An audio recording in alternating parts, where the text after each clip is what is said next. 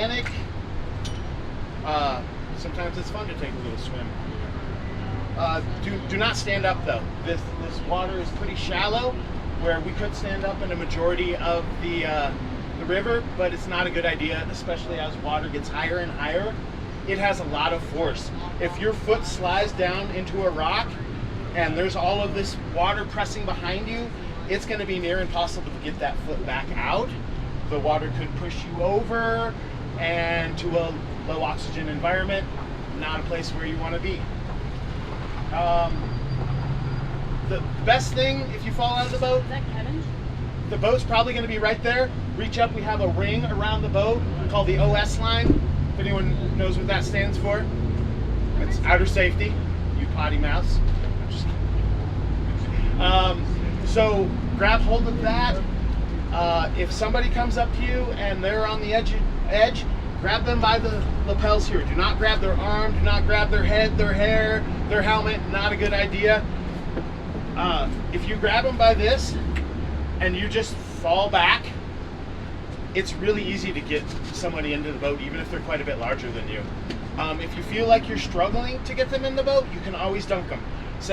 It's courteous to say, dunking, you push them down into the water, the buoyancy will help you to pull them back onto yourselves. You can look like He-Man out there by doing this, pull in somebody twice your size pretty easily. So it's a great technique to have. If you find yourself farther away from the boat, if you fell out with a paddle, it might not be a bad idea to hold on to that paddle, because you can reach it up and somebody can grab, pull you right back in. Also, if you're in the boat and someone's out there just out of reach, use that. The only time that it would be acceptable to remove your hand from this T-grip is in a rescue situation. Put it out, they grab the T-grip, pull them back in. The rest of the time, your hand should always be on this. The number one injury in rafting is somebody lets go of this and they smack somebody in the face. So always have your hand on the T-grip there, unless we're in a rescue scenario and you think you might be able to extend that out for them. So there's a few commands that myself or your guide may be making. One of them is a bump command, and basically that we want to bring our T-grip down and our head in, so that if we bump something, we're not getting jostled out of the boat, we're going to go into the boat. So it's always a good idea. If I say, oh crap, that's probably a bump command. If I say rock, there's a lot of them out there. We're probably going to bump off some. Once again, if in doubt, into the boat, not out of the boat. The other one is a high side command. If we come up onto a rock and the part of the boat is in the water, you're on the wrong side of the boat. I'm gonna say high side. I may say high side left. I may say high side right. I just may say high side and hope you figure it out. Because if the water is coming in the boat, you're on the wrong side of the boat. Get to the high side of the boat. That's going to keep us from possibly flipping or recenter us so that we just spin off and back into the water. If we do flip a boat, and you come up under that boat, if you feel something soft on your head, when you come up, you're under the boat. Do your best Spider-Man. Pick a direction and grab and pull with your hands. Pull yourself up. Do not try to climb on to the raft. Swim to shore. Swim to another boat. If your raft is flipped, it is very difficult to control. Even if you see your guide climbing on top, probably not a good idea for you. They've been trained how to do this. If we fall out into a rapid, it may not be a bad idea to go into a defensive position, which is on your butt, on your back, your arms out, feet together.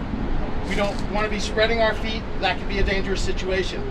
This is great. If you come up onto some sticks, some rocks, you can kick off them. You can also use your arms to guide yourself, which direction you're going. If we're not in a rapid, probably a good idea to get on your belly and swim. I may be yelling at you, or another guy may be yelling at you, pointing where we want you to go. Try to pay attention if you can, and swim. You're your number one rescuer out there. We want to see you self-rescuing. If we don't see you self-rescuing, there's a good chance you may see one of these throw bags getting thrown at your head. We may whistle, we may call your name. If you're in the water, your name is Swimmer. So if someone's yelling, Swimmer, that's you. Pay attention, eyes up, watch for this flying at your head. If we hit you in the face, you can thank us later, because that's what we're going for. So do not grab hold of the bag, grab hold of the rope, throw it over your shoulder with your back to your rescuer. We want one rescuer per swimmer.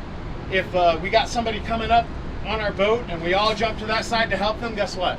Now our boat is uneven and it gets weird. So one rescuer per swimmer, and you really don't want to see this. This basically means that you are doing nothing to rescue yourself, which is not a good scenario.